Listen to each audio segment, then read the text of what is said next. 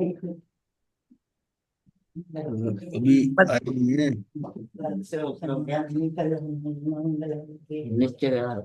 अभी आएगा। मथे बंदा गुरुदेव। मथे मथे वंदामी महाराज जी। मथे बंदा गुरुदेव। मथे वंदामी महाराज जी। हम्म।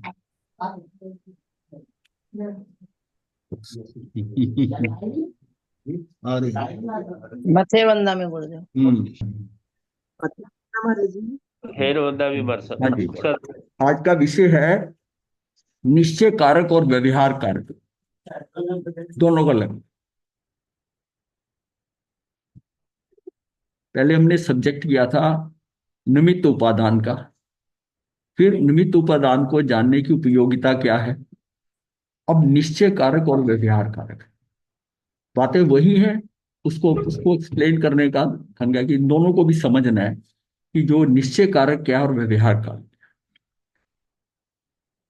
जहां छह कारकों में प्रत्येक कारक भिन्न भिन्न है, छह कारकों से काम होता है, कर्ता नहीं कर्म से, कर्म से, तो इससे इसमें सारे भिन्न भिन्न हो अगर, इसलिए इसे भिन्न कारक भी कहते हैं। अन्य कर्ता, अन्य कर्म, अन्य करण, अन्य संप्रदान, अन्य अपादान, अन्य अधिकरण होने से वे ये व्यवहार कारक है। हाँ, ये व्यवहार कारक है जिसमें कि कर्ता कर्म जो है, छह कारक भिन्न भिन्न है, अलग अलग है। जैसे उसने कहा ना कि नानी ने जो है लड्डू बना रही है, किन के लिए बना रही है? नातियों के लिए बना रही है। किससे बना रही है? झारे से बना रही है। किनको देना है? नाती, उन नातियों को देना है। कहाँ से बेसन ले रही है? वो डब्बे में से आप दे रही है। और कहाँ बना रही है? थाली में अधिकरण है। वो सारे अलग अलग है, सारे अलग। अब व्यवहार कारक यदि इसको कहा गया है कि परमार्थ दृष्टि से एक द्रव्य दूसरे द्रव्य का कर्ता हर्ता हो नहीं सकता। अब ये जो सिद्धांत है फंडामेंटल, कि एक द्रव्य दूसरे द्रव्य का कार्य नहीं कर सकता, और फिर हम ये कह रहे हैं कि ये इसके लिए कर रहा है, ये उसके लिए कर रहा है। तो ये सारा जो है ना, ये व्यवहार की भाषा में है समझने के लिए, पर निश्चय से ये हो नहीं सकता। इसलिए ये जो है ना, इसको क्या कहा गया है? इसलिए ये व्यवहार छह कारक असत्य हैं। ये सत्य नहीं है, ये असत्य है। उन्हें कारक कहना औपचारिक कथन है, औपचारिकता से कह रहे हैं। औपचारिकता से ऐसे कि उसमें वो वहां पड़ा हुआ है, उसके हिसाब से उसकी समीपता के कारण उस पे आरोप आ रहा है कि इसने करा है, लेकिन एक्चुअल कार्य हो कहाँ रहा है? वास्तविक में कार्य कहाँ हो रहा है? हाँ, वो अपने अंदर ही हो रहा है। यानी अगर मिट्टी घड़ा बन रही है तो मिट्टी के कारण बन रहा है। अगर कुम्हार की तरफ से दृष्टि देखेंगे तो वो असत्य है। वो हमारी लौकिक दृष्टि में हम कहते हैं कुम्हार घड़ा बना रहा है, पर घड़ा तो मिट्टी स्वयं बन रही है। उस बात से समझ। व्यवहार कारक यदि असत्य है तो फिर सत्य कारक अर्थात निश्चय कारक कौन से? निश्चय कारक वो हैं, अर्थात अभिन्न कारक, यानी कि वो भिन्न कारक थे, ये अभिन्न कारक। अभिन्नता मतलब है कि कोई फर्क नहीं है उनमें, अर्थात अभिन्न कारक, यानी कि छह कारक एक ही द्रव्य में हो। जब छह कारक एक ही द्रव्य में हो और प्रत्येक द्रव्य में अपने अपने होते हैं, मतलब ये नहीं कि छह कारक है और हर द्रव्य में उसके अपने अपने कारक है, कारक होते हैं। परमार्थ से एक द्रव्य दूसरे द्रव्य को सहाय नहीं कर सकता, उसको सहायता नहीं कर सकता, उसका सहाय नहीं बन सकता। द्रव्य स्वयं में स्वयं को स्वयं द्वारा स्वयं के लिए स्वयं में से स्वयं के आधार से कार्य करता है, इसलिए यह निश्चय कारक है। यही परम सत्य है, यही परम सत्य है कि जब नहीं तो वो जो मेन हमारी है ना, जो अत्यंता भाव वाली है कि एक द्रव्य दूसरे द्रव्य का कुछ कर नहीं सकता, वो जो सिद्धांत है ना, वो करता है उसके हिसाब से।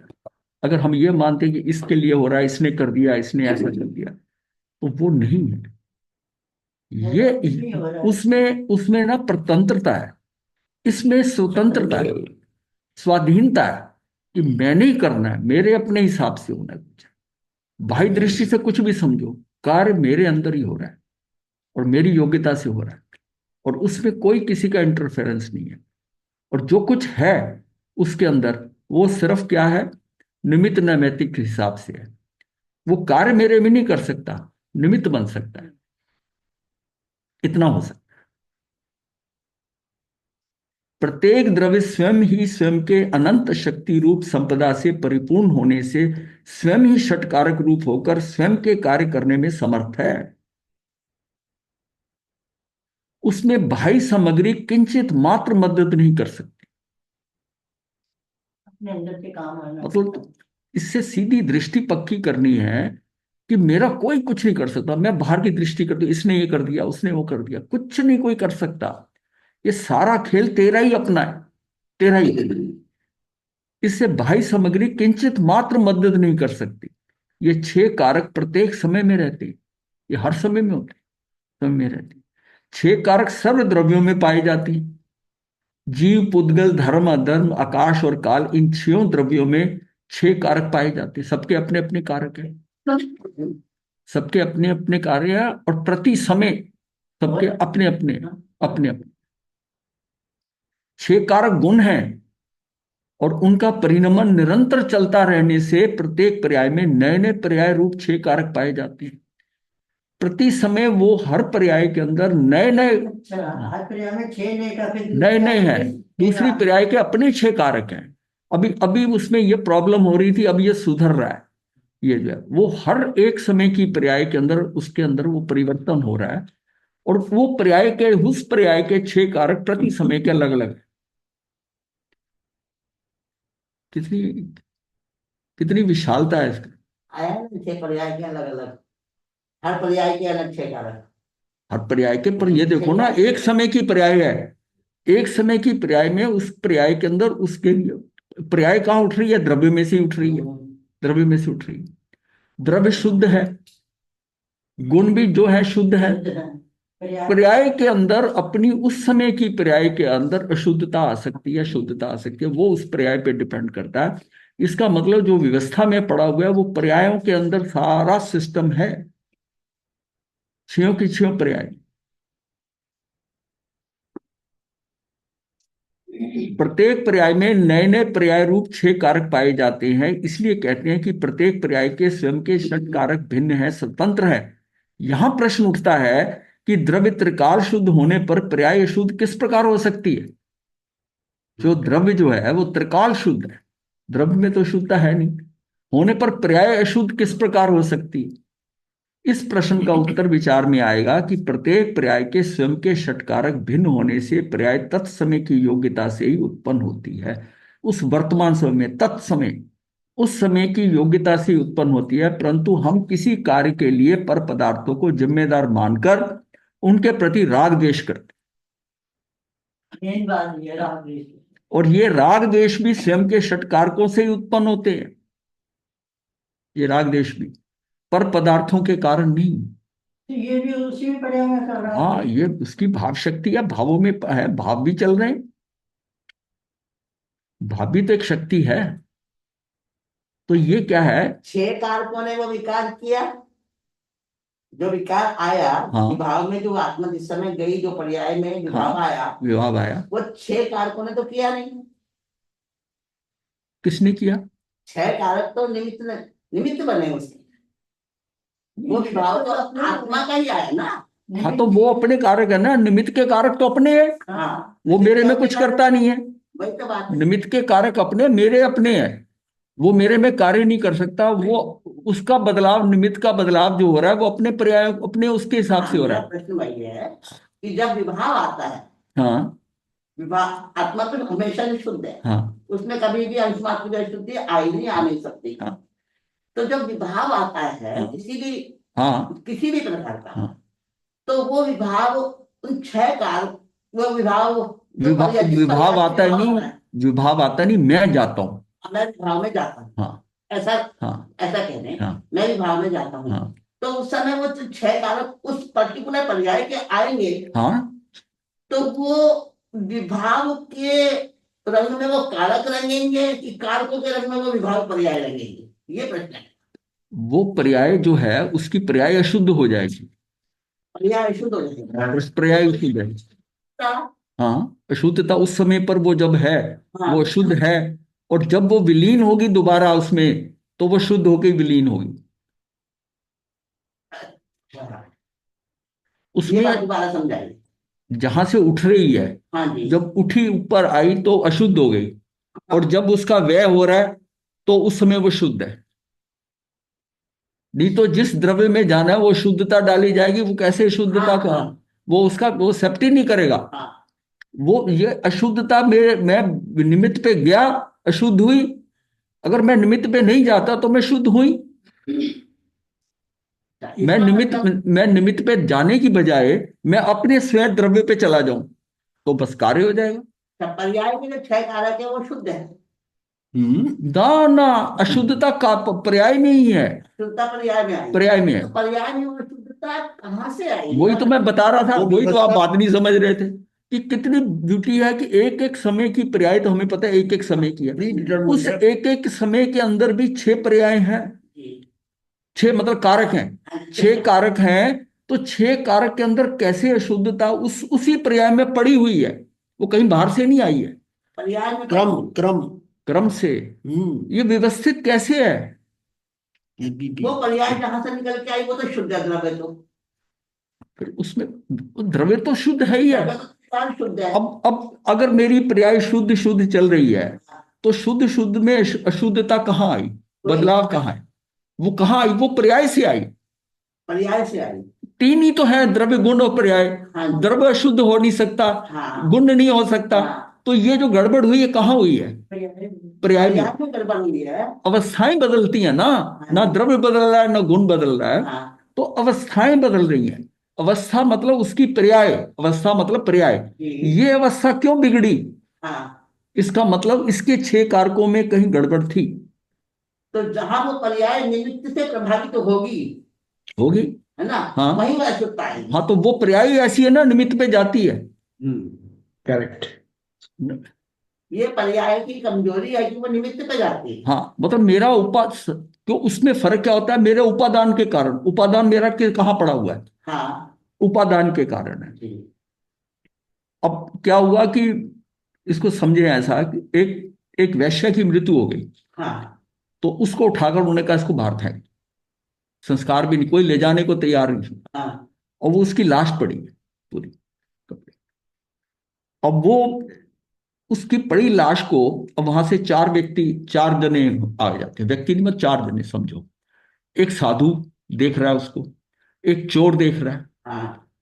और एक कामी पुरुष देख रहा है, और एक कुत्ता देख रहा है। एक कुत्ता। जो साधु है वो कहता है, उसके मन में भाव चल रहे हैं उसको देख के ठीक। कि ये मनुष्य भव पाकर भी हाँ। इसने मनुष्य भव गवा दिया, ये उत्थान कर सकती थी। उसका क्या है, वो ये सोच चल रही है। दूसरा जो है चोर है, वो कहता है कि ये हट जाए यहां से तो हाँ। मैं इसके गहने उतार लूं, मैं इसका धत्तुरा। मैं इसके गहने उतार लूं, मैं गहने उतार लूं। वो चोर की वृत्ति है। चोर अपने हिसाब से सोचता कामी जो है वो वो कहता है कि अपने ढंग से अगर ये सोच रहा है। जिंदा होती, इतनी सुंदर है, हाँ। तो ये तो भोगने लायक थी। जी। कुत्ता कहता है ये सारे हट जाए हाँ। तो ये मुझे मांस खाने को मिल जाए। अब वो निमित्त, अब ये डिफरेंस क्या हुआ? अब मैं सिर्फ ये बताने की कोशिश कर रहा हूं कि निमित्त निमित्त एक है, निमित्त एक है, निमित्त एक एक है, है वो है। एक है। हाँ। और ये सारे जो है ना, ये इनका क्या है? उपादान अलग। इनका उपादान अलग अलग है। उपादान सबका अलग अलग है। उपादान अलग, बस सुंदर उदाहरण है। हाँ। उपादान अलग अलग है। अब इससे ये समझिए कि हमारा उपादान, मेरा उपादान अगर सही है तो निमित्त कुछ भी आ जाए, हाँ, वो तो नहीं। आपकी दृष्टि में उसकी सकारात्मक चीजें आएंगी। हाँ। उसका, क्योंकि उसकी वो पॉजिटिविटी भी तो रहती है, हर चीज में बिल्कुल। रहती है। और अगर नेगेटिविटी है तो मेरा उपादान खराब है, हाँ। तो उपादान खराब है। तो उस मुझे समय का जो मुझे उपादान है, मुझे तो अपना उपादान संभालना है। पर्टिकुलर टाइम का हाँ, जो उपादान है, उपादान संभालना है। वहां से पर्याय शुरू होता है। अगर मेरा उपादान में गड़बड़ क्यों हुई है कि जो पर्याय में इस वक्त सोच है, जो आ रहा है, सोच आ रहा है, वो गड़बड़ है। समझ आए? अब सारी बात समझ में आ गई। जी। मतलब चरित्र मोहिनी महाराज कर्म का उदय है। विपिन। हाँ, कुछ कह रहे हैं? महाराज इस स्थिति में आप उपादान को दोषी करेंगे या निमित्त को दोषी करेंगे? उपादान ही दोषी होगा निमित्त ना। तो दोषी होता ही नहीं है, हाँ, उपादान। निमित्त तो उपादान ही अपने दोषी हिसाब होगा। से पड़ा है। और हाँ, परद्रव्य की तरफ मैं जा रहा हूं, समझ गया, परद्रव्य की तरफ मैं जा रहा हूं, तो उसके हिसाब से मेरे में परिवर्तन हो रहा है। समझ गया। और इसके सही अंदर बात महाराज तो जी, इसके यह अंदर है, एक बात और भी तो है कि निमित्त को तो मालूम भी नहीं कि मैं निमित्त हूँ। हाँ ये बिल्कुल सही कह रहे हो आप। निमित्त जो है, अगर निमित्त जो आ रहा है, निमित्त को मालूम भी हो सकता है और नहीं भी हो सकता। अगर कोई वो जीवित व्यक्ति और कुछ बोल रहा है, तो निमित्त जो कर रहा है उसके कारण जो आदमी भिड़ता है, तो निमित्त भी भिड़ रहा है उसके साथ। पर आपने उसको समझना है कि ये दोषी नहीं है। ये जो इसकी पर्याय में आ रहा है ना, ये मेरे कारण आ रहा है। मेरा ऐसा कर्म का उदय हुआ है कि मेरे साथ ये जो घटना घटेगी, तो उसके साथ में उसका विचारधारा वैसी बदल जाएगी। अब देखो ना, उन चार व्यक्तियों की बात है। चार जो है ले लो, चार व्यक्ति, चार जीव ले लो, उनके कर्म अब अलग अलग बन रहे हैं भावों के कारण। एक एक करुणा भाव से कि मनुष्य जन्म इसने पाया है, उसकी विचारधारा बड़ी अच्छी है। एक लूटना चाहता है, उसके हिसाब से उसके कर्म है। एक भोगना चाहता है, उसके अलग कर्म है। कुत्ता खाना चाहता है, वो अलग है। सबकी अपनी अपनी है ना, अपने अपने चल रहे हैं। तो खेल तो सारा अपना ही है ना। मेरी अपनी सोच क्या है कि मैं क्या सोच रहा हूं इस स्थिति में। और जब हम मैं सोचता हूं कि मैं जो सोच रहा हूं वही सही है, यही मेरा गड़बड़ है। अगर मैं उसको बड़ी निरपेक्ष होकर सोचता हूं, तो तब बात सही है। और देखा जाए तो इन चारों से हटकर सही आइडियल पोजीशन क्या है कि तुझे वो देखना ही नहीं, तुझे सोचना ही नहीं। अगर साधु भी ये सोच रहा है कि ऐसा होता तो ऐसा होता, वो भी बाहर है। हाँ जी, वो भी बात। वो भी बाहर है। हाँ, असल में तो तुझे, अगर तू अंदर होता, तेरा ध्यान ही नहीं होता, तो वो सबसे, उसके अंदर वो शुभ शुभ भाव आ रहा है, करुणा भाव आ रहा है। किसी में अशुभ भाव आ रहा है हाँ, जो गहन। पर असल खेल तो शुद्धता का है। मतलब वो कोई भी जीव है, कोई पड़ा, मुझे क्या लेना देना। उसके ऊपर मैं विचार कर रहा हूं, तो मैं भी फंस रहा हूं। क्यों? मैं अपना टाइम उस पर डिवोट कर रहा हूं जो मेरे किसी काम का नहीं, मुझे फंसा सकता है अगर मेरी विचारधारा बदली है। मुझे तो उस पर दृष्टि ही नहीं ले जानी।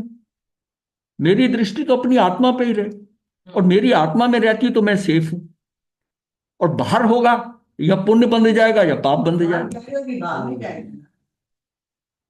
मतलब अपने को देखने की जरूरत क्या है। लेकिन हम क्या है, हम खुद फंसते हैं।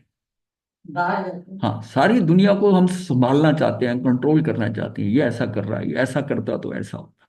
दृष्टि हमारी जो है, वो अंदर झुकती नहीं है, अंदर ढलती नहीं है। अगर अंदर की तरफ वो ढलने लग जाए, तो बाहर का काम ही नहीं रहेगा। अब ये दृष्टि को, ये इतनी आसान नहीं है, इसको बड़ी मुश्किल से जो है, ये बाहर जो है ना, निमित्त और उपादान, इसको सोच के तू तू अपना उपादान संभाल। बस सीधी बात ये होता है, तू अपना घर संभाल, तू ये दूसरों से क्या लेना देना। व्यवहारिक दृष्टि से हम क्या देते हैं, उसके साथ ऐसा रहा, वो कहता है तू अपना घर संभाल, तुझे क्या लेना देना। ये सबसे बड़ा घर है जो संभालने वाला है। वो मेटेरियलिस्टिक लाइफ नहीं, घर संभालना, सामान संभालना। तू अपनी आत्मा को संभाल ले। गुरुदेव, हाँ जी। मथे बंदना गुरुदेव। हाँ फिर जी। इसका मतलब ये हुआ कि पर्याय अपने उपादान कारकों की तरफ बिल्कुल ना लगाए, अपने स्व पर ही दृष्टि हाँ, लगाए, ये तो है ही है। जितना, कारकों की तरफ जिस लेके जिस जाए। समय आप उसके नजदीक जाते हो, बिना कुछ करे आपकी शुद्धता चालू हो जाती है। बिना करे शुद्धता चालू हो जाती है, क्योंकि कारकों की तरफ लेके जाए। हाँ, उसकी तरफ, आत्मा की तरफ जाती है। अगर आत्मा के वो उसमें जाते हैं, उसके जितना समय जाते हैं। इसलिए ध्यान साधना में भी जितनी देर ध्यान लगता है, मान लिया 1 घंटे का ध्यान है, उसमें आपको 5 या 10 मिनट आपको ध्यान लग पाया, बीच बीच में एक एक 2-2 मिनट का लग पाया, तब भी 5 मिनट में काम हो गया। फिर धीरे धीरे समय बढ़ता जाएगा, जो जो होता जाएगा वो बढ़ता जाएगा। मतलब मेरी शुद्धता का मेरे पास कारण है कि मैं वहां, दृष्टि को वहां अपने में रख, जब मैं अपने में रखता हूं तो मेरा काम शुरू हो जाता है।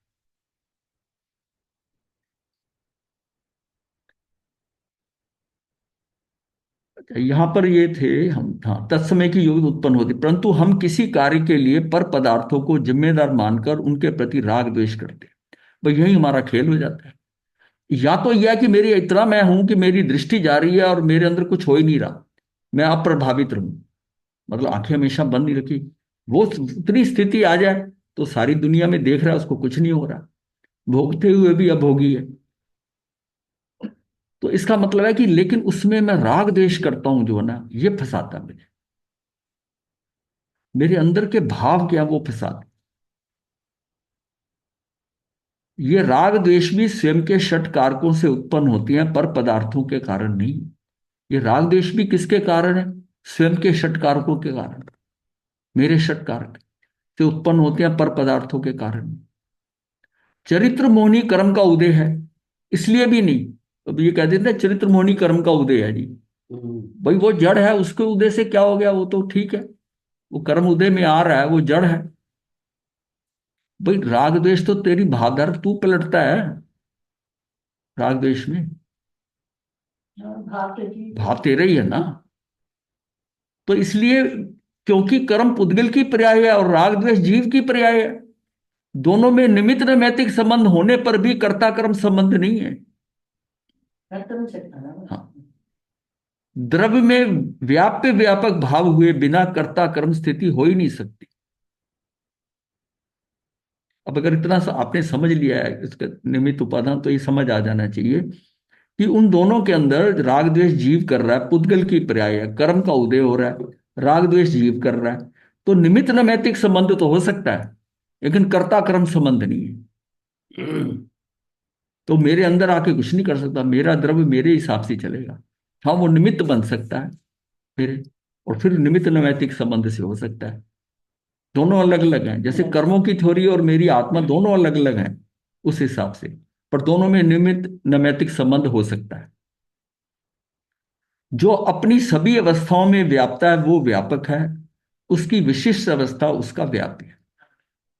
मिट्टी व्यापक और घड़ा तथा अन्य पर्याय उसका व्याप है। अन्य पर्याय मतलब घड़ा बनने से पहले की पर्याय, जो अवस्थाएं, जैसे मिट्टी के लोंदे से घड़ा बन रहा है, तो प्रति समय उसकी जो पर्याय अवस्था है, शेप बदलती जा रही है, वो सारे क्या व्याप्य है, क्योंकि उसमें वो व्यापक जो है वो उसमें व्याप रहा है, उसमें प्रसर रहा है, फैल रहा है उसमें अंदर। द्रव और पर्याय अभेद होने से द्रव पर्याय में व्यापता है।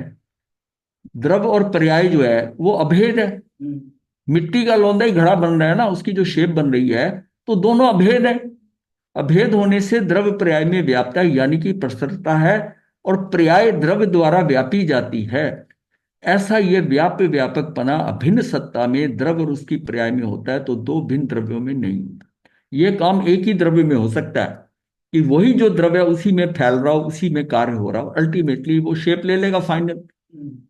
वो तभी हो सकता है जब एक ही द्रव्य में हो रहा है, और जब दो द्रव्य हो रहे हैं तो कर्ता कर्म नहीं आए, कर्ता कर्म नहीं आए। जहां जहां व्याप्य व्यापक भाव होगा वहीं पर कर्ता कर्म भाव संभवता है, वही होता है। व्याप्य व्यापक भाव बिना कर्ता कर्म भाव हो नहीं सकता। वही बात को देखो बार बार स्थिति समझाया जाता है। पुद्गल द्रव्य उसकी अपनी पर्यायों में व्यापक है, पुद्गल द्रव्य अपनी पर्यायों में व्यापक है, वो उसी में ही है, वो उसी में फैला हुआ है, अपने ही उसको अपनी फील्ड है उसकी, व्यापक है। और जीव द्रव्य अपनी स्वयं की पर्यायों में व्यापक है। परंतु जीव व्यापक और शरीर व्याप्य, ये बात तीन काल में नहीं हो सकती कि मैं व्यापक हूं और मैं शरीर के अंदर वो व्याप्य हो जाए, मेरा ये नहीं हो सकता, क्योंकि दो द्रव्य हो गए। इसलिए हमारा शरीर के साथ कोई संबंध है ही नहीं है। जो संबंध है वो निमित्त नैमित्तिक ही है, कर्ता कर्म संबंध है ही नहीं है, क्योंकि दोनों अलग अलग द्रव्य हैं, दोनों में अत्यंता अभाव है।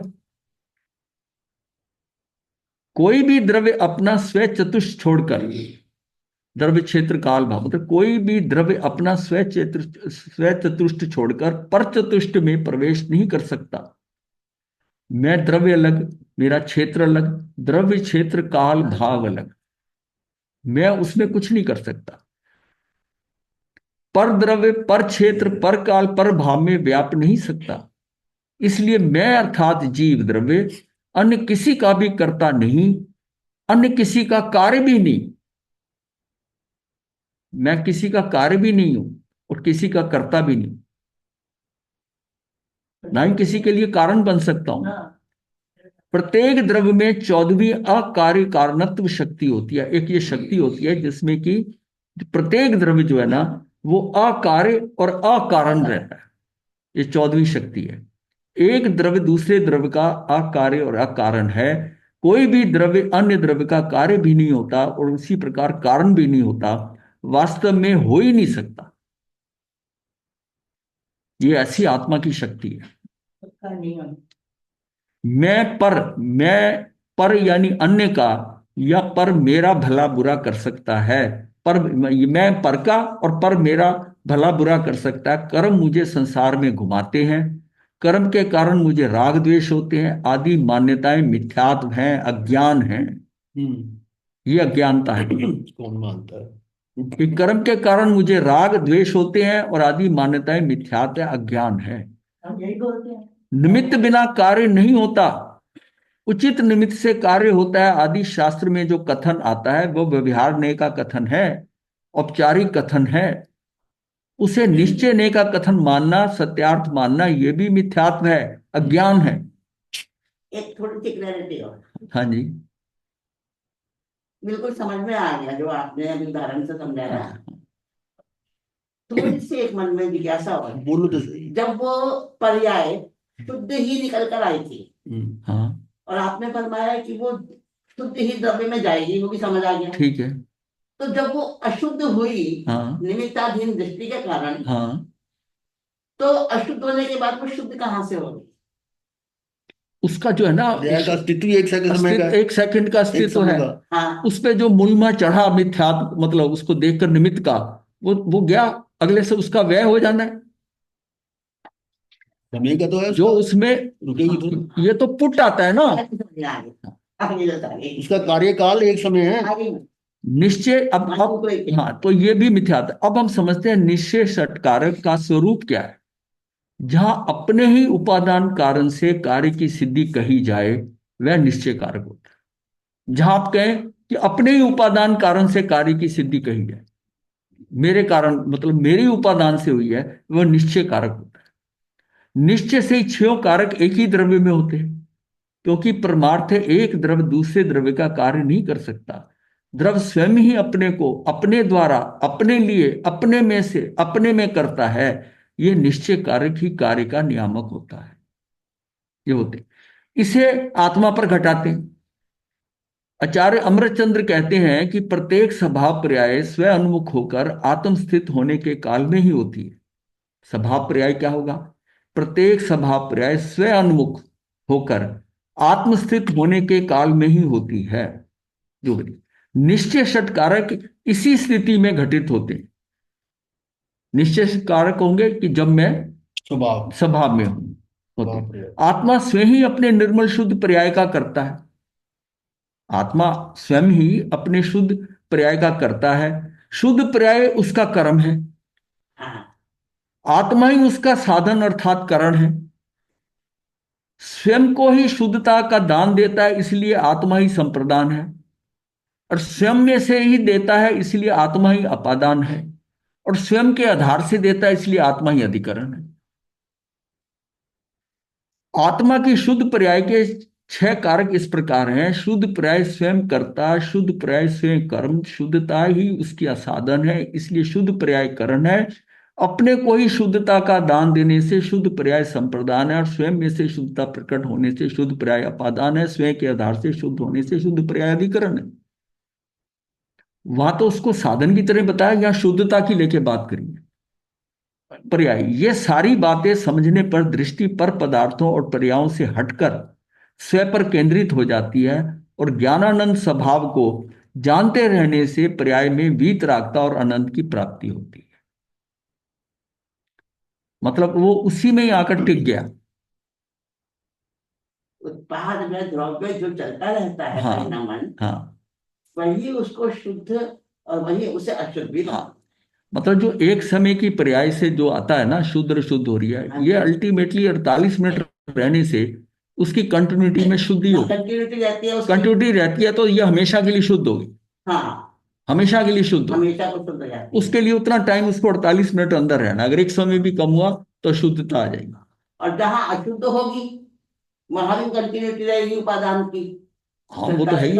अशुद्ध एक समय की है तो अशुद्ध है, तो उसके भाव और चलते रहते हैं। हाँ, और फिर वेरी करते हैं। हाँ, अशुद्धता कई बार पर्याय के अंदर वो थोड़ा सा शुद्ध हुआ, फिर थोड़ी देर बाद और हुआ, हाँ। और क्रोधित हुआ, हाथ पैर चलाने लगा, निरंतरता और बढ़ रही है, हाँ। बढ़ रही है, और ऐसी घटते के टाइप है। और जैसे ही उसमें से निकलता है, उस विभाव में से, तो उसको नजर आता है कि मैंने क्या कर दिया, मैंने ये नहीं करता, ये तो मैंने गलती कर दी। हाँ, क्यों? अब वो स्वभाव में आ गया, विभाव निकल गया। अब उसको समझ आ रही है, और उसमें वो उस फील्ड के अंदर पागल हुआ था कि उसको, यहाँ षडगुण हानि वृद्धि वो भी इसमें वो तो चलता ही चलता है, वो तो चलता ही चलता है। हाँ। वो तो एक्चुअल में वो काल का गुण है। हाँ, वो काल ही उसमें कर रहा है, जो प्रति समय जो हो रहा है, एक समय के अंदर अगुरु लघुत की षट गुण वृद्धि हानि जो हो रही है, वो काल के हिसाब से हो रही है। सरल शब्दों में कहे तो यहां ये कहा है कि जो स्वतंत्रता स्वाधीनता से करता है वह करता है, तो बिल्कुल स्वतंत्र है, उसको किसी चीज स्वतंत्रता है ही नहीं। करता है जिसे प्राप्त करता है वो कर्म है। साधकतम अर्थात उत्कृष्ट साधन को कर्म कहते हैं। कर्म जिसे दिया जाता है अथवा जिसके लिए किया जाता है वो संप्रदान है। जिसमें से कर्म किया जाता है ध्रुव वस्तु वो अपादान है। अर्थात जिसके आधार से कर्म किया जाता है वह अधिकरण है। ये 6 कारक व्यवहार और निश्चय के भेद से 2 प्रकार के हैं।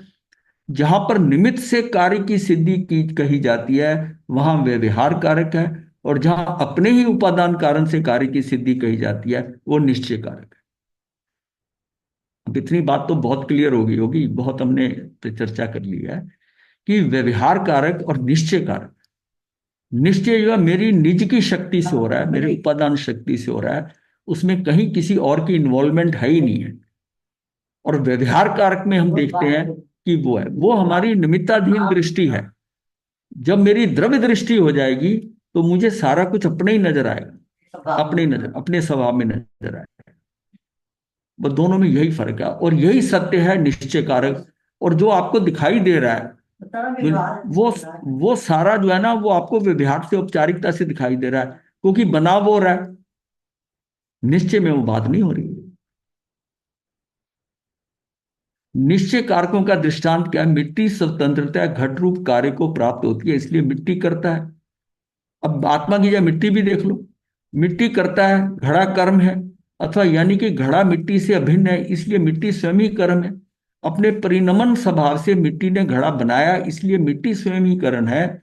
मिट्टी ने घड़ा रूप कर्म अपने को ही दिया, इसलिए मिट्टी स्वयं संप्रदान है। मिट्टी ने अपने में से पिंड रूप अवस्था नष्ट करके घट रूप कर्म किया, स्वयं ध्रुव बनी रही, इसलिए स्वयं ही अधिकरण है। इस प्रकार निश्चय से 6 कारक एक ही द्रव्य में है। देखो जो घड़ा बन रहा है वो भी उस हिसाब से बन रहा है। अगर कुम्हार की दृष्टि से देखते हैं तो अगर हमारी जिस समय निमित्ताधीन दृष्टि हट जाएगी तो हमारी दृष्टि क्या होगी? वो मेरे उपादान से, मतलब कर्ता उसके भाव में, व्यापक व्याप्य भाव से, इस दृष्टि से रहे, मैं उसको इग्नोर ही कर दूं। जो कार्य हो रहा है, मुझे लग रहा है कि ये जो सारा क्या है कि निमित्ताधीन दृष्टि है हमारी। तो निमित्ताधीन है तो मैं कहूंगा कि कुम्हार ने घड़ा बनाया, और किसने बनाया? कुम्हारी तो बना रहा है। वो निमित्ताधीन दृष्टि क्या है कि उसके वो व्यवहार के अंदर वो नजर आ रहा है आपको, और वो प्रत्यक्ष नजर आ रहा है। और जो मिट्टी बन रही है ये नजर नहीं आ रही है कि ये क्या कर रही है। अब बाहर जो कुछ हो रहा है एक्चुअल में, इसने मुझे ऐसा कहा, ये शब्द बोला, शब्द बोला, इसने ऐसा कहा, वो मुझे नजर आ रहा, मैंने सुने। तो अगर कोई उसको यह कहे कि ये इसने नहीं कहा, वो कहता क्यों नहीं कहा, मैंने सुने हैं, कैसे मानेंगे? हाँ, वो नहीं मानेगा, क्योंकि उसकी निमित्ताधीन दृष्टि है। और अगर उसकी जो उपादान की तरफ दृष्टि आ जाए, द्रव्य दृष्टि हो जाए, द्रव्य दृष्टि हो जाए, तो उसको फिर ये ख्याल आएगा ये तो मेरा ही कर्म का उदय है, ये मेरा ही कसूर है, ये तो निमित्त है। अब क्या उसकी द्रव्य दृष्टि होती जाएगी, द्रव्य दृष्टि होते होते फिर वो निमित्तों पे देखेगा ही नहीं।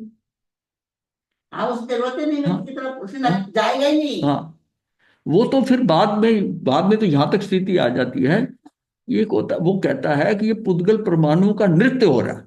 हाँ, उसको नृत्य लगता है। हाँ, ये तो पुद्गल परमाणुओं का बाहर नृत्य हो रहा है। हाँ, कोई कौन सा नाच कर रहा है, कोई कौन सा कर रहा है, तू तो सिर्फ ज्ञाता दृष्टा, हाँ, तू उसको देख, क्योंकि जो मतलब तू देख सकता है उसको, बस बस तू कुछ कह नहीं सकता, ये तो उनका अपना ही नृत्य हो रहा है। हाँ, उस नृत्य के अंदर तरह तरह की भाव भंगिमाएं, रस है, ये तो पूरा एक डांस हो रहा है। मतलब उसी स्टेज के ऊपर, उसी पे भारतनाट्यम भी हो रहा है, कथकली भी हो रहा है। तब उसे वो उसकी वो अवस्था होती है जैसे कि तीर्थंकर विराजमान है हाँ, और देवी देवता आके अपना अपना नाटक दिखाते हैं, उसकी वो अवस्था है। वो सब नाटक, वो सारा नाटक हो रहा है, हाँ, सब नाटक है और उसके नाटक लिए प्रभावी है। उससे। हाँ, वो उसको एक बस ज्ञाता है, उसको पता है कि ये वास्तविकता नहीं है, ये वास्तविकता नहीं है, ये रहता है। ये बिल्कुल वैसी है कि वो फिल्म को देखते ही वो समझता है कि ये वास्तविकता नहीं है, हाँ, और एक उसके साथ उलझ कर देखता है, वो वास्तविक मान लेता है। वो वास्तविक मान लेता बस ये इतनी सी अच्छी है और निकलती कितना है। हाँ, प्रपंच करा करती है। और हम जो है ना, उसमें हम अप एंड डाउन होता है। अप एंड डाउन है। हमें फिल्म देखते ही हमें हीरो की तरफ राग आता है और विलियन की तरफ द्वेष हो जाता है, अगर अपनी गलती को समझते जाए क्योंकि हम तो समझते फायदा हैं होता है। कि ये बहुत खराब है। वो आता है ना, तो भाव चल रहे हैं हम्म, कि ये आ रहा है, ये ऐसा करेगा, और फिर वो स्टैंडर्ड है। मतलब उसके अंदर मान लिया एक एक्टर प्राण आ जाता है, तो आपको पता ही कि इसने उसने खुराफात करनी है, तो आपको पहले ही शुरू हो जाता है द्वेष। हाँ, हाँ, पहले ही है, भाव आ जाते हैं। वो आप उनको जानते हो एक्टरों को, कि उनको हाँ। कैसे कैसे रोल मिलते हैं, कैसे कैसे, तो उसी हिसाब से आप उसका, हाँ। आप उससे स्विंग करते जा रहे हैं, हाँ, देखने वाले के भाव बदलते रहते आप उसके साथ ही स्विंग कर रहे हो। हैं। बस उसी के कारण कर्मों का बंध होता है। फिल्म देखने से कर्म नहीं बंधते, वो भाव अपने। वो अपने भावों के स्विंग से कर्म बंध रहे हैं। हाँ जी, हाँ जी। उसको तुम ज्ञाता दृष्टा भाव से देखना, जो कुछ भी हो रहा है इतनी निरपेक्षता से देखना। कैसे, जब क्रिकेट का मैच देखते हैं, मान लिया भारत पाकिस्तान का मैच हो रहा है, कितना कितना राग द्वेष, मतलब कितना ढेर लग जाएगा कर्मों का। अब जब हम भी देखते थे, लेकिन उस टाइम इतनी समझ नहीं थी। राग द्वेष जो है ना, अब क्या है कि भी गेम अच्छी खेले, कोई अच्छा खेल रहा है, वो खेल रहा है, ये खेल रहा है, तब भी फिर भी जब हिंदुस्तान की बारी आती है, तो अंदर थोड़ा सा होता ही है, हाँ, हमारा देश जीते। ये इसका मतलब अभी वो निरपेक्षता आई नहीं है पूरी तरह, अभी तक आई नहीं है। जब हमको सारे बराबर लगे, जिसमें व्यक्ति को अपना बेटा और पड़ोसी के बेटे में फर्क नहीं नजर आएगा, तब समझो कि वो वीतरागता की तरफ बढ़ गया है। हाँ जी। उसको वो भी वो लगे और वो भी वैसा लगे, वो स्थिति आ जाए।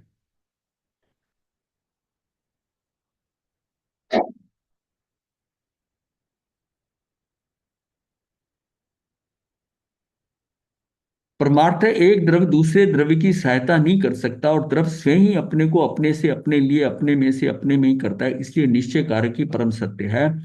उपयुक्त उपयुक्त प्रकार से द्रव्य स्वयं ही अपने अनंत शक्ति स्वरूप संपदा से परिपूर्ण है, इसलिए स्वयं ही छह कारक रूप होकर अपना कार्य करने के लिए समर्थ है। उसे बाह्य सामग्री कुछ भी सहायता नहीं कर सकती, इसलिए केवल ज्ञान प्राप्ति की इच्छुक आत्मा को बाह्य सामग्री की उपेक्षा करना, यानी कि परतंत्र होना, निरर्थक है केवल ज्ञान के लिए। अब केवल ज्ञान पे देख लेते हैं। केवल ज्ञान का स्वतंत्र षट कारक क्या है? शुद्धोपयोग में लीन आत्मा स्वयं ही छह कारक रूप होकर केवल ज्ञान प्राप्त करता है। वह आत्मा स्वयं अनंत शक्तिवान गायक स्वभाव से स्वतंत्र है, इसलिए स्वयं ही करता है। स्वयं अनंत शक्ति वाले केवल ज्ञान को प्राप्त करने से केवल ज्ञान कर्म है, अथवा केवल ज्ञान से स्वयं अभिन्न होने से आत्मा स्वयं ही कर्म है। अपनी अनंत शक्ति वाले परिणमन स्वभाव रूप उत्कृष्ट साधन से केवल ज्ञान को प्रकट करता है, इसलिए आत्मा स्वयं ही कारण है। अपने ही अपने को ही केवल ज्ञान देता है, इसलिए आत्मा स्वयं ही संप्रदान है, और अपने में से मति श्रुत आदि अपूर्ण ज्ञान दूर करके केवल ज्ञान प्रकट करता है, इसलिए स्वयं सहज ज्ञान स्वभाव के द्वारा ध्रुव रहता है, इसलिए स्वयं ही अपादान है। अपने ही आधार से केवल ज्ञान प्रकट करता है, इसलिए स्वयं ही अधिकरण है। ये बहुत अच्छा पैराग्राफ है, पूरा का पूरा। रिपीट हो रहा हाँ, ये उसी कोई केवल ज्ञान से कह दो, घड़े से कह दो, हाँ, वो, लेकिन इसमें अपने को समझा, रिपीट इसमें मत समझो। अपने में से ही मति श्रुत आदि अपूर्ण ज्ञान दूर करके केवल ज्ञान प्रकट होता है, करता है, ये बात पकड़ने की है बस। इस प्रकार स्वयं छह कारक रूप होता है, इसलिए वह स्वयंभू शंभु है। कहलाता है। अथवा अनादि काल से अति दृढ़ बंधे हुए ज्ञानावर्णी, दर्शनावर्णी, मोहनी और अंतराय घाती कर्मों को क्षय करके स्वमेव आविर्भूत हुआ, अर्थात किसी की सहायता के बिना अपने आप ही स्वयं प्रकट हुआ, इसलिए स्वयंभू कहलाता है। बहुत सुंदर है ये वाले। प्रवचन करते हुए श्री कान्जी स्वामी ने कहा, आत्मा अपनी मोक्ष पर्याय प्रकट करता है। वह अपने कर्ता, कर्म, करण, संप्रदान, अपादान, अधिकरण ऐसे छह कारकों रूप होकर करता है। स्वयं शुद्ध चिदानंद निर्मल है। आत्मा स्वयं पुण्य पाप की रुचि छोड़कर शुद्ध चैतन्य स्वभाव की लीनता करके स्वयं कर्ता होकर धर्म पर्याय प्रकट करता है, और स्वयं कर्ता होकर मोक्ष रूपी फल प्रकट करता है। व्यवहार होते हुए भी उसे उसे हे और गे मात्र जानता है। मतलब छोड़ना किसको है? हे और गे, ये इनको छोड़ दो, दोनों को, हे और गे को छोड़ दो। आप जानकर व्यवहार रतन त्रय के अवलंबन लिए बिना ही एकमात्र स्वभाव का अवलंबन लेकर आत्मा स्वयं कर्ता होकर अपना कार्य करता है। इस तरह आत्मा ने अपने साधन द्वारा स्वयं अपने को देकर अपने में से ही कार्य किया और अपने ही आधार से काम करता है। छह कारक समेत अपने ही रूप होते हैं। अपने स्वरूप के आश्चर्य से शुद्ध चिदानंद की दृष्टि करने से स्वभाव के अवलंबन से धर्म होता है। पुण्य पाप के अवलंबन से किसी को धर्म नहीं होता। समझ आती। शुभ राग स्वभाव का घात करता है, किंतु स्वभाव का अवलंबन होने पर भावघाती और द्रव्यघाती कर्मशय को प्राप्त होते हैं। घाती में भी भावघाती आती, हाँ अभी आ रहा है। आत्मा शुद्ध आनंद कंद स्वभावी शक्ति रूप है, उससे शुद्ध पर्याय प्रकट होती है और पूर्णता होती है। स्वभाव में लीन होते ही जड़ कर्म समेत दूर होते जाते हैं। अपने में अशुभ रूप पाप परिणाम हो अथवा व्यवहार तंत्र के पुण्य प्रभाव, दोनों ही भावघाती हैं। ये अब बात याद छोड़ो, अपने में अशुभ रूप पाप परिणाम हो हाँ। अथवा व्यवहार रतन त्रय के पुण्य परिणामों में, दोनों ही भावघाती हैं। मेरे अंदर जो व्यवहार रतन कहते हैं कि पुण्य परिणाम, हाँ वो पुण्य भी- परिणाम भाव आपका आता है, पुण्य करने का भाव आता है आपका, वो भावघाती। अंदर करा नहीं कुछ है, भाव आ रहा है इसका कर दूं, ऐसा कर दूं, ये भावघाती है। अपने स्वभाव की घात करते हैं। आप अपनी आत्मा से निकलकर वो सोच रहे मैं इसका ये कर दूं, मैं उसका वो कर दूं, ये सारा जो है ना, ये पुण्य, ये परिणाम जो है, ये क्या है? ये भावघाती हैं। अच्छा, जितने भी घाती कर्म है वो भाव घाती ही कहते हैं। स्वभाव की बात कर रहे हैं। नहीं, वहां स्वभाव की भावघात, भाव स्वभाव की घात हो रही ना आपके। हाँ, हाँ, और फिर जब करते हो तो फिर द्रव्य द्रव्य की तो बात बाद में आएगी, द्रव्य घाती कर्म। पहले तो आप स्वभाव को ही घात करते हो, हाँ स्वभाव घाती है। अपने स्वभाव का घात करते हैं। घाती रहित शुद्ध चैतन्य भगवान आत्मा की दृष्टि करके स्वभाव का कर्ता होकर अपने स्वभाव प्रकट होता हुआ अपने आधार को काम करता है। ये मोक्ष मार्ग। घाती रहित शुद्ध चैतन्य भगवान आत्मा की दृष्टि करके स्वभाव का कर्ता होकर अपने स्वभाव प्रकट होता हुआ अपने आधार से काम करता है, वह मोक्ष मार्ग। मेरे अंदर ये भाव उठ रहा है, मैं इसकी मदद कर दूं, मैं इसका ये कर दूं, मैं इसका वो कर दूं, ये सारा मेरा ना भावघाती, ये भावघाती। मन में विचार ही आया तो गया भावघाती। वो विचार भी नहीं आए, वो विचार भी नहीं आए। स्वभाव प्रकट होता हुआ अपने आधार से काम करता ही मोक्ष मार्ग है। ऐसे छह कारकों रूप होकर केवल ज्ञान प्राप्त करते हैं। निश्चय से जिसका पर द्रव्य के साथ संपर्क रुक गया और पर्याय द्रव्य के भीतर प्रविष्ट हो गई, वह शुद्ध आत्मा को उपलब्ध करता है। जानवी समझ में आ रहा है? ध्यान किधर है? अच्छा, पढ़ के आ रहा है समझ में? चलो ठीक। निश्चय से जिसका पर द्रव्य के साथ संपर्क रुक गया और पर्याय द्रव्य के भीतर प्रविष्ट हो गई, वह शुद्ध आत्मा को उपलब्ध करता है। अब इसमें व्यवहार षट कारक कौन से हैं? ये तो सारा होता निश्चय कारक की, उनका स्वरूप क्या है? प्रत्येक द्रव्य की प्रत्येक पर्याय में छह कारक एक साथ रहते हैं। जीव और पुद्गल द्रव्य शुद्ध पर्याय रूप से, ये अशुद्ध विभाव पर्याय रूप से परिणमित होते हैं, तब स्वयं ही छह कारक रूप होकर परिणमन करते हैं। इन्हें अन्य कारकों की अर्थात निमित्त कारणों की अपेक्षा नहीं होती। ऐसी पंचास्ती काय की एक गाथा है, गाथा 62 है, कि उस टीका में कथन है कि निश्चय ने से कर्म का कर्ता कर्म और जीव का कर्ता जीव है। निश्चय ने से तो यही है कि कर्म का कर्ता कर्म है और जीव का कर्ता जीव है। जीव पुद्गल द्रव्य में होने वाले कर्म रूपी परिणमन का कर्ता है, और कर्म जीव द्रव्य में होने वाले नर नरक आदि परिणमन का कर्ता है। ये सब औपचारिक कथन है, ये जगह जगह आया हुआ है इस तरह का। जीव पुद्गल द्रव्य में से होने वाले कर्म रूप परिणमन का कर्ता है, और कर्म जीव द्रव्य में होने वाले नरक आदि, वो कहते हैं ना कर्मों का उदय हुआ तो मैं मुझे राग द्वेष आया, ये सारा औपचारिक कथन है। हाँ, औपचारिक है, व्यवहारिक कह दो, जो मर्जी। असत्य है। जो निमित्तों का ज्ञान कराने के लिए भिन्न द्रव्यों को अर्थात निमित्तों को कारक कहा जाता है, तब निश्चित रूप से समझना कि वो व्यवहार कारक हैं। जब निमित्तों का ज्ञान कराने के लिए भिन्न भिन्न भिन्न द्रव्यों को अर्थात निमित्तों को कारक कहा जाता है, इसने ऐसा कर दिया, ऐसा है, इसके कारण ऐसा हुआ, ये करा जाता है, ये निश्चित रूप से व्यवहार कारक है। इसलिए आगमों में ज्यादा जो वर्णन है ना व्यवहार के, क्योंकि वो समझाने के लिए। अगर आप खुद सोचो ना, अगर कुम्हार वाली बात नहीं पता हो और कोई ये कहे कि मिट्टी से ही घड़ा बनता है, मिट्टी खुद बनती है, ये क्या क्या बात कर रहे हैं, नहीं उतरेगा। वो समझना तो व्यवहार से ही पड़ेगा, तो समझना व्यवहार से पड़ेगा। और फिर उसकी एक स्टेज ऐसी आती है जब आपको वास्तविकता पता चलेगी, ये सारा काम तो यहां हो रहा है। पहले तो आप यही कहोगे कि ये मुझे राग द्वेष दिला रहा है, इसने ऐसा बोला मुझे क्रोध है, आप दोष देते हो, तुमने ये शब्द बोले इसलिए मुझे गुस्सा आ गया। अब जब सही समझ में धर्म आ जाए तो उसके कारण नहीं आया, तेरे अपने कारण, फिर पता चलेगा कि ये क्रोध तो तेरे अंदर ही पड़ा था, जो निकल के बाहर आ गया, निकल के बाहर आ गया। कुम्हार करता है घड़ा कर्म है, चक्र दंड डोरी आदि करण है। पानी भरने वाले के लिए घड़ा बनाया, इसलिए पानी भरने वाला संप्रदान है। टोकरी में से मिट्टी निकालकर घड़ा बनाया, इसलिए टोकरी अपादान है।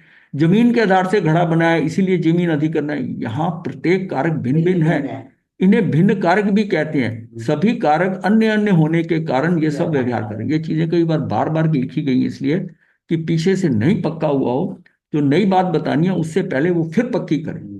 इसमें मान के चलता हूं कि किसी को कुछ याद नहीं है, याद कर नहीं मतलब नहीं ध्यान है। अब 2 दिन ये हफ्ते से चल रहा है, 10 दिन चल रहा है, तो आप ये उसमें भूल गए या कुछ करके। हाँ, उधर हो जाता है। हाँ। एक द्रव्य दूसरे द्रव्य का कर्ता हर्ता हो ही नहीं सकता, इसलिए ये व्यवहार 6 कारक असत्य हैं। उन्हें कारक कहना औपचारिक कथन है। 6 कारकों का अर्थात अभिन्न कारक एक ही द्रव्य में प्रत्येक द्रव्य में अपने अपने होते हैं, इसलिए एक द्रव्य के निश्चय कारक ही परम सत्य हैं। 6 कारक गुण हैं, उनका भी परिणमन निरंतर चलता रहने से प्रत्येक पर्याय में नए नए पर्याय रूप 6 कारक पाए जाते हैं। 2 द्रव्य पर्याय रूप 6 कारक, हाँ हर पर्याय के 6 कारक है ना। हाँ, ये तो पहले ही है। हाँ, ये तेरी ना पहले ही है। सारी रात रामायण पढ़ी। प्रत्येक पर्याय में हाँ हाँ, आगे तो उसके हर पर्याय नहीं है, उसमें नई नवीनता कहां से आ गई, उसके कारकों के कारण आ गई। और में स्वरूप सत्ता की अपेक्षा भेद होने पर भी अभेद की कल्पना करना असद्भुत व्यवहार ने का कार्य है। इसी का दूसरा नाम उपचार है। असद्भुत व्यवहार में ये उपचार से कहते हैं। तो वस्तुतः कुंभकार घट बनाने की क्रिया कभी नहीं कर सकता, ये क्रिया मात्र मिट्टी ही करती है। कुंभकार तो मात्र घट बनाने का विकल्प ही करता है। वो विकल्प करता है कि मैं, और घट की उत्पत्ति के साथ स्वयं अपने योग से हाथ चलाने की क्रिया करता है। जो अनादि रूढ़ लौकिक व्यवहार वश ये मानता है कि कुंभकार घट बनाता है, उसका ऐसा मानना असद विकल्प है, और इसे असद्भुत व्यवहार ने के कथन से गणना कर इसे दूरवर्ती होने से उपचरित रूप से स्वीकार किया गया है। एक उपचरित होता है, अनौपचरित होता है। उपचरित वो होता है जिसको, जो कि वहां है। अनौपचारिक को होता है जिसमें अनौपचारिकता है। जैसे शरीर हमारा अनौपचारिकता है, और कोई दूसरा व्यक्ति है, घर में पति है, बेटा है, कुछ है, वो उपचरित है। वो उपचरित है, उसमें उसमें उपचार लगता है, उपचारता है। हाँ। जिसको घर में आने पे आप पूछते हो कि आप चाय पियोगे, दूसरा कोई दूसरा व्यक्ति है ना, हाँ जी। कि भाई आप खाना खाओगे, आप ऐसा करोगे, ये हम पूछते हैं, इसका मतलब औपचारिकता है। फॉर्मलिटी। हाँ, उसमें औपचारिकता है, औपचारिकता है। लेकिन कभी शरीर को पूछा है कभी चलिए तो भाई पानी पिएगा, पानी पियोगे? कभी पानी पिएगा, पानी पिलाऊं तुझे, ऐसा पूछा कभी? ये अनौपचारिकता है, ये अनौपचारिक, कहीं पूछने की जरूरत ही नहीं है ऐसे। हाँ, जहां औपचारिकता है वहां पूछना पड़ता है, वहां पूछना पड़ता है। तो यहां तक कि पत्नी से, बच्चे से भी, माता पिता से भी पूछना पड़ता है कि मैं लागू कर दूं, ये कर दूं। लेकिन अपने लिए जब करना है तो कुछ नहीं करना।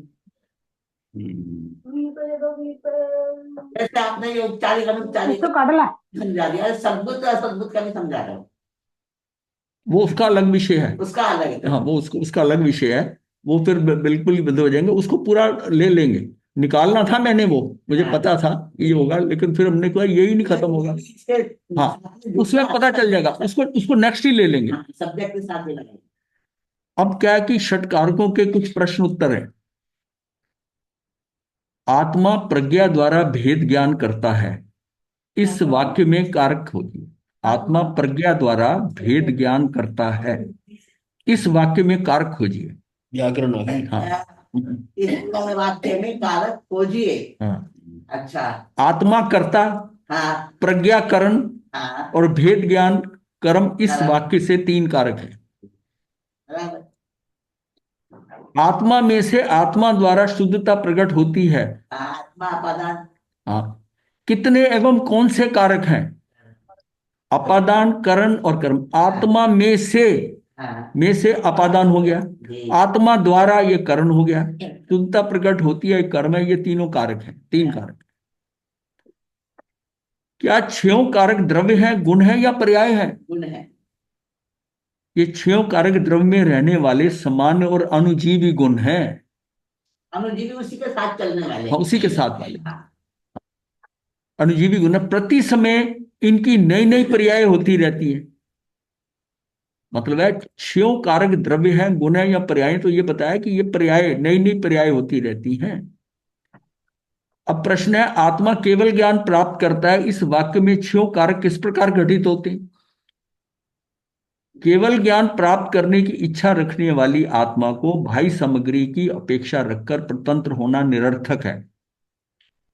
कि गुरु मुझे ज्ञान देंगे, तीर्थंकर मुझे ऐसा बताएंगे तो मुझे केवल ज्ञान होगा, ये तो बाह्य दृष्टि होगी। या उनके समोसरण में जाऊंगा तो मेरा ऐसा होगा, सब बाह्य दृष्टि। शुद्धोपयोग में लीन आत्मा स्वयं ही 6 कारक रूप होकर केवल ज्ञान प्राप्त करता है, अपने शुद्धोपयोग में होगा। ये वर्णन पृष्ठ 4 पे हमने दिया हुआ है, ये वाला जो सारा है ना, ये पृष्ठ 4 अभी आया था, मैंने कह रही दिया है। क्या 4 घाती कर्मों के नाश से केवल ज्ञान हुआ? 4 घाती कर्मों के अभाव से हुआ, ये कथन असद्भूत व्यवहार ने का है। ये व्यवहार ने से हम कह रहे हैं उसका, और असद्भूत है ये, मतलब यथार्थता नहीं है इसमें। ज्ञान स्वभाव में पूर्णता एकाग्रता होने पर घाती कर्म तो स्वयं ही नाश को प्राप्त होते हैं। ज्ञान स्वभाव की पूर्णता होगी, जो मेरे शैक्षणिक ज्ञान थे वो सारे ज्ञान क्या हो गए, शायिक हो गए। तो ज्ञान स्वभाव में पूर्णता एकाग्रता होने पर घाती कर्म तो स्वयं ही नाश प्राप्त होते हैं। उनके यानी कि कर्मों के नाश का कर्ता आत्मा है नहीं। यदि आत्मा कर्मों को नाश का कर्ता माने तो आत्मा जड़ का कर्ता ठहरे, आत्मा ने नाश किया। जो वस्तु के स्वरूप को स्वीकृत नहीं है, अतः शुद्ध उपयोग की भावना से केवल ज्ञान हुआ, यही सत्य है। क्योंकि वस्तुतः अपने आत्म द्रव्य के सर्वज्ञ स्वभाव के कारण स्वतंत्रपने अपने स्वतंत्र षटकारकों से ही केवल ज्ञान होता है। आत्म द्रव्य के सर्वज्ञ स्वभाव के कारण, मतलब उसको ज्ञान जो है पूर्ण ज्ञान हो गया होने के कारण स्वतंत्रपने अपने स्वतंत्र षटकारकों से ही केवल ज्ञान होता है उसी समय। तथा जब केवल ज्ञान होता है तब निम्नलिखित 3 कारणों की उपस्थिति भी अविनाभाव रूप से होती है, किंतु वे वास्तविक कारण नहीं है। 3 कारण बताए जाते हैं। एक है वज्र ऋषभ नराज सैनन पुद्गल की शक्ति है, वह आत्मा की पर्याय का कर्ता होता नहीं है। ये कई जगह लिखा हुआ है कि उसका उसका जो सैनन होगा वो वज्र ऋषभ नराज सैनन होगा। पर क्या पुद्गल के हिसाब से चलेगा क्या केवल ज्ञान? ऐसा नहीं है। लेकिन ये लिखा गया है, ये वास्तविक कारण नहीं है। शुभ राग से वीत रागता संभव नहीं है। शुभ राग ये भी कहा। काल पर द्रव्य है, उसका आत्मा में अत्यंता भाव है।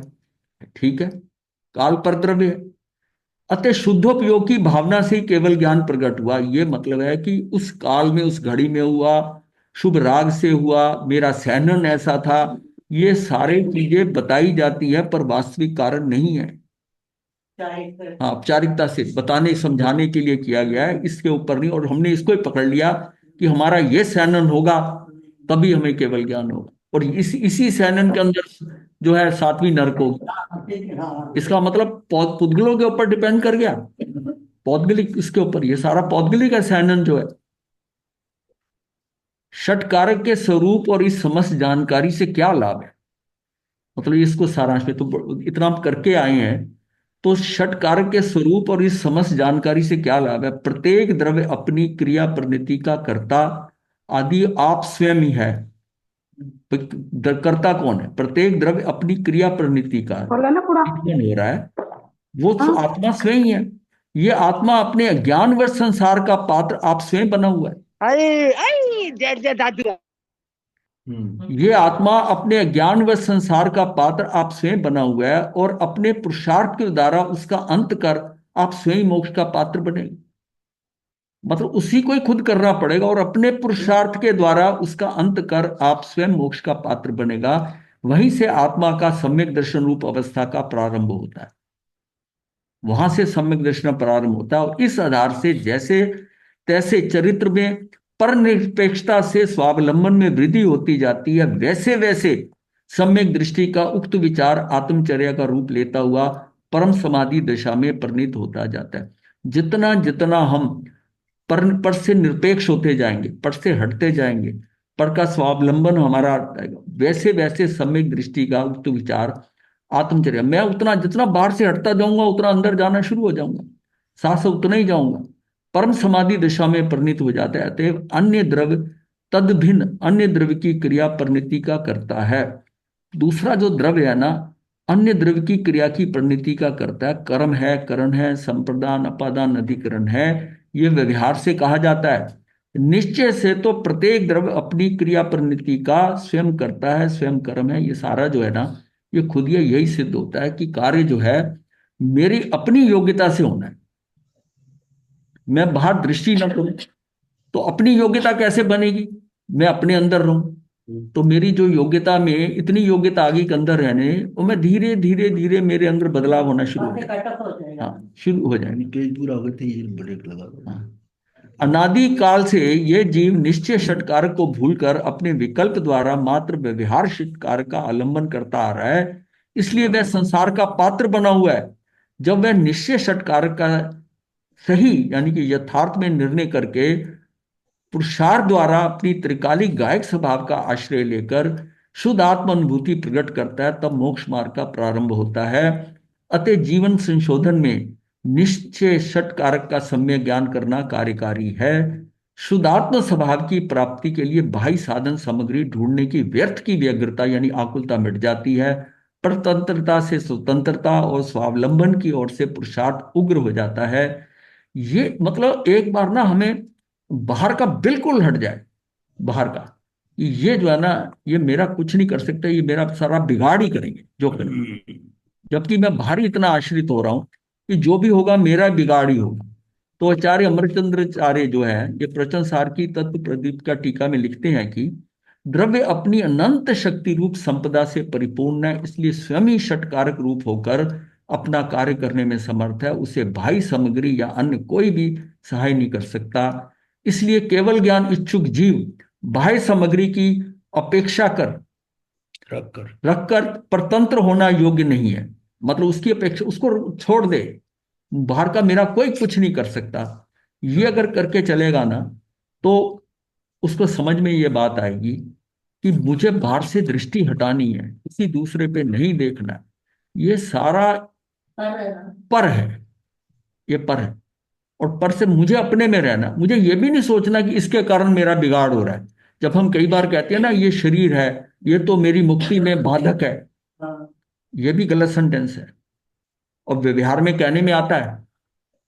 जैसा हायर पर यही है। हाँ, मैं कह रहा हूं सहायक भी नहीं कहना, हायर भी नहीं कहना। निश्चय में तो बात यह, ना ये बाधक है ना ये साधक है, साधक है। ये अलग द्रव्य है, इसका अपना कार्य ही अपना कार्य कर रहा है, इसके अपने कारक है, इसका अपना सिस्टम है, मेरे से ही नहीं। मुझे क्या करना है? तुझे अंदर रहना है। वो तो चल के तेरे पास नहीं आता, तू जाता है उसके पास, तो गड़बड़ तो तू कर रहा है ना, वो जड़ है। ठीक है। अब 6 द्रव्यों में 5 द्रव्य तो जड़ है, तू ही समझदार है और तू ही बेवकूफी कर रहा है, समझदारी तो गड़बड़ कर तू ही बेवकूफी कर रहा है, तू ज्यादा अक्लमंद अपने आप को समझ रहा है कि मैं, तो जो जितना ज्यादा जानता वो गड़बड़ ज्यादा कर रहा है, ज्यादा गड़बड़ कर ज्यादा गड़बड़ कर रहा है। वो तो बाकी तो सारे क्या है, वो तो जड़ है। एक यही चैतन्य वाला है और यही भूल कर रहा है, यही भूल कर रहा है। अगर ये उनसे कहे कि ये अलग है, मैं अलग हूं, मतलब यह है I am different, I am different, कि मैं बिल्कुल अलग हूं, मैं डिफरेंट हूं, मेरा इनसे क्या लेना देना, मुझे इनके पास, इनकी मुझे कंपनी नहीं करनी। ये भाव जो अंदर पुष्ट हो जाएगा कि मैं डिफरेंट हूं, मुझे इनकी कंपनी से नुकसान होने का चांस है, फायदा तो हो नहीं सकता, तो फिर क्यों अपना व्यर्थ में टाइम खराब करूं? नहीं, उस सोच में भी अहंकार नहीं आना चाहिए। वो छोड़ो अहंकार की बात, पहले समझो ये बात को। अहंकार तो बहुत जल्दी आता पहले है। ये सोचो, अहंकार आ गया तो फिर तो अभी स्थिति कुछ बनी ही नहीं। मतलब अपने को तो ये तो सोचना है ना कि ये सावधानी भी रखनी जरूरी मेरे जीवन का टाइम किस में है, मेरा सारा टाइम जो है पौद्गलिक टाइम खराब हो रहा है, मेरा जो महाराज है जी, महाराज साधना जी की तरफ आपके मैंने इस उम्र में, अगर मान लिया आज 70 75 80 जो पहुंच गए हैं, उन्होंने कितना टाइम आत्मा को दिया और कितना पुद्गलों को दिया? हम सब उसी कैटेगरी में हैं। तो 99.99 और कईयों का 100% हो सकता है कि उन्होंने पौद्गलिक टाइम दिया। और पौद्गलिक टाइम का मतलब है कर्म का बंध, चाहे शुभ हो चाहे शुभ हो। आपकी निवृत्ति कहाँ से होनी है? आत्मा की दृष्टि से। इसका मतलब कहाँ हम स्टैंड कर रहे हैं हम? महाराज जी, हाँ जी। इसी तरह ध्यान जाता है। सत्यरंदा में आप ये बताए तो इसका मतलब इस जन्म में भी हमें मोक्ष मिल सकता है? आपको आपको मोक्ष मिल सकता है 99.999, सिर्फ एक एक 0.0001 का टाइम रह जाएगा जहां जा पहुंचेंगे, क्योंकि वो काल का प्रभाव है। बाकी आपने ये नहीं सोचना, आप ये अगर ये सोच के चलते हो कि मैं तो इसी जन्म में मुझे मिल जाएगा और मैं उसका प्रसाद करूं, तो आप वहां तक पहुंच जाओगे, सिर्फ उसमें एक कदम की कसर रह जाएगी। हाँ, मोक्ष तो हाथ में ही है। और फिर मतलब एक देखो, 10 आश्चर्य तो हुए हैं, आपने हो सकता है आप 11वां आश्चर्य कर दो। भाई वो जितने आश्चर्य हैं वो देखो, किसी ने कुछ ऐसा पुरुषार्थ करा कि वो सिस्टम चेंज हो गया, तो आप सिस्टम चेंज कर सकते हो, ये भी एक आश्चर्य हो जाएगा। और उतनी हिम्मत तो आए। हाँ, उतना चाहिए।